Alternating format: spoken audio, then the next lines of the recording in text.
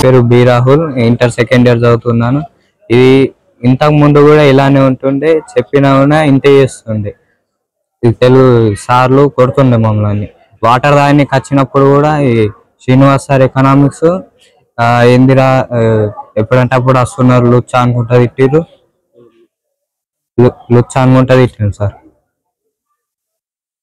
ఇంకా మేము వాష్రూమ్కి వెళ్ళినా కూడా సైన్స్ వాళ్ళని కొడతాడు సార్. ఆర్ట్స్ వాళ్ళకి ఏమనకుండా సైన్స్ వాళ్ళని కొడతాడు. సార్ ఏం చెప్తాడు అసలు సబ్జెక్ట్? సార్ మాకు చెప్పాడు ఈ ఎకనామిక్స్ ఇది కొట్టిన ఉండే సార్. ఇంట్లో నేను వెళ్ళిన క్లాస్ రూమ్ లా వేరే ఫ్రెండ్ వచ్చి పక్కకు కూర్చొని గెలికిండు. గెలికితే చిన్న గొడవ జరిగింది. ఆ గొడవ జరగడం వల్ల సార్ వచ్చి కొట్టిండు, కట్టె పట్టి కొట్టిండు. ఈప్లా ఏమైంది? వాత వచ్చింది. పేరెంట్స్ చెప్పినావా? లేదు. ప్రిన్సిపల్ కంప్లైంట్ చేసినావా? ప్రిన్సిపల్ కి నిఖిలంగా చెప్పిండు. ప్రిన్సిపల్ ఏమంటుండు? ప్రిన్సిపల్ సార్ని తిట్టిండు. ఇంకా వేరే ఏమన్నా? వేరే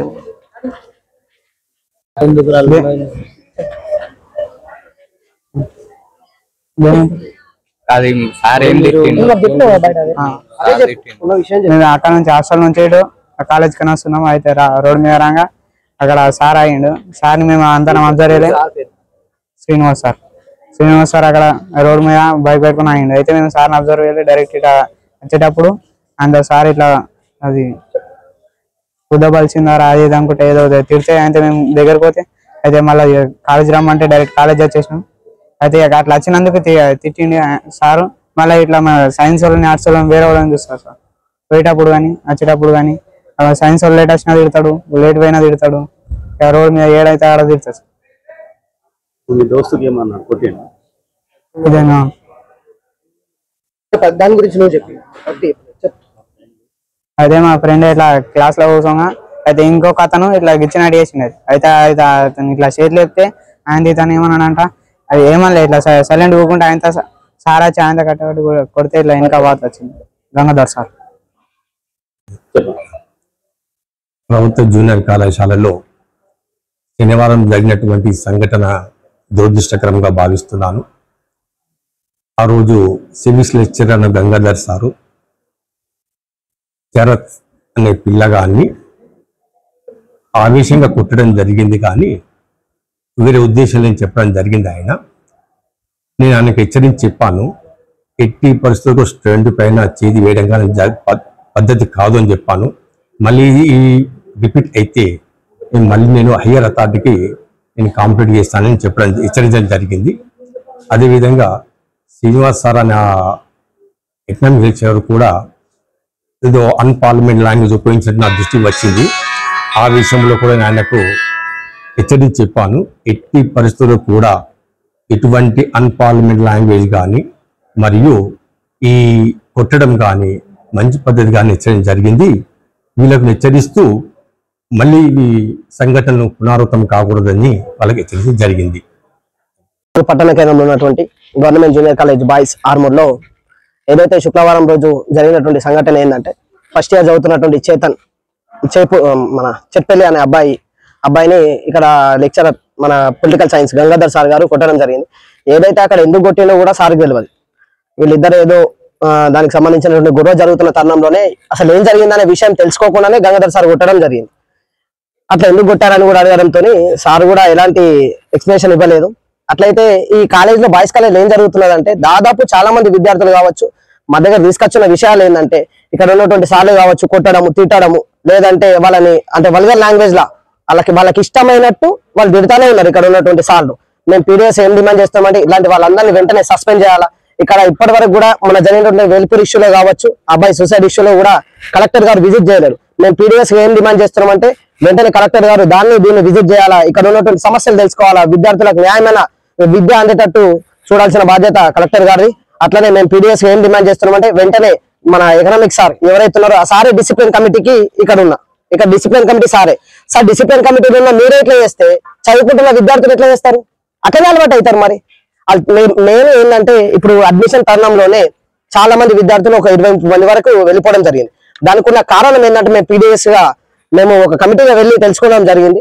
అయితే ఇక్కడ ఉన్నటువంటి సార్లు నేరుగా ఏంటంటే కొట్టడం, వాళ్ళని ఇష్టం వచ్చినట్టు తిట్టడం.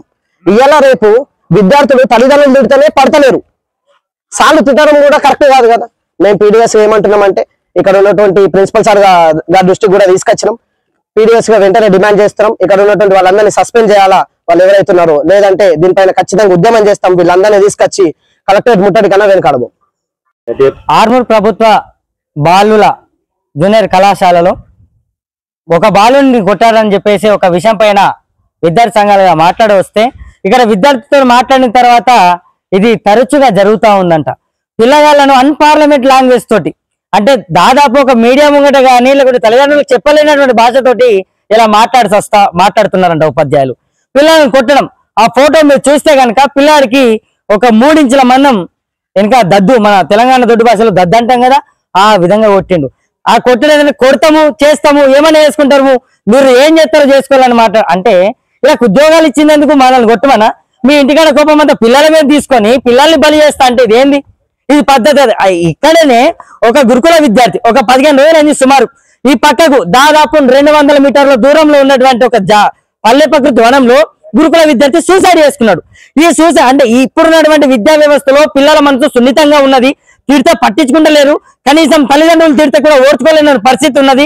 ఇవాళ ఒక బైక్ కొనియలేదనో సెల్ ఫోన్ కొనియలేదనో సూసైడ్ చేసుకునేటువంటి పరిస్థితి ఉంది. అలాంటిది మీకు సజ్జెప్పమని సర్కారు జీతాలు ఇస్తే మీరు పోరాలను కొట్టుకుంటా తిట్టుకుంటా పోతే పోరాలకు చదవస్తుందా? టీనేజ్ పిల్లగాడు ఆవేశం ఉంటది, ఆయన ఒక కౌమర దశలో ఉన్నటువంటి విద్యా వ్యవస్థలో పిల్లగాడు ఉంటాడు, వాడికి నచ్చజెప్పలేనటువంటి స్థాయిలో ఉన్నప్పుడు మీకు శాత కాకుంటే ఉద్యోగాలకు రాజీనామా పెట్టి వెళ్ళిపోండి. కానీ పిల్లల్ని కొట్టడం తప్పు. దీని మీద మేము కలెక్టర్ గారు కానీ డిఐడిఓ గారు కానీ ప్రిన్సిపల్ సెక్రటరీ గారు కానీ చర్యలు తీసుకోవాలని చెప్తున్నాం. లేని పక్షంలో ఈ కాలేజీలో 400 మంది ఉంటారు, 400 మంది తోటి అంబేద్కర్ చౌరస్తాను ముట్టడి చేస్తామని చెప్పేసి తెలియజేస్తా ఉన్నాం. ఈ కాలేజీలో పిల్లవాళ్ళ విషయంలో economics Srinivas sir, political science Gangadhar sir అనే సారు కొట్టడం జరిగింది పిల్లల్ని. ఎకనామిక్స్ శ్రీనివాస్ సార్ అనేవాళ్ళు అసలు ఎలాంటి తన పిల్లలతో మరి ఎట్లా మాట్లాడతాడో తెలియదు కానీ లంబి ఓడుకులారా రణి ఓడుకులారా అని చెప్పేసి మాట్లాడతాడంట. నువ్వేం చేసుకుంటావో చేసుకో అని చెప్పేసి అంటాడంట. ఆ పిల్లగాడు వచ్చి ప్రభుత్వ కాలేజీలలో అడ్మిషన్లు ఎందుకు తగ్గుతున్నాయి? ఇలాంటి వల్లనే తగ్గుతున్నాయి. ఇలాంటి వాళ్ళు ఉండడం వల్ల ప్రభుత్వ విద్యా వ్యవస్థకి నష్టము. ఇలాంటి వాళ్ళని సస్పెండ్ చేయాలా, లేని పక్షంలో కలెక్టరేట్ ముట్టడి చేస్తామని చెప్పేసి తెలియజేస్తా ఉన్నాం. Thanks for watching. Like, share and subscribe.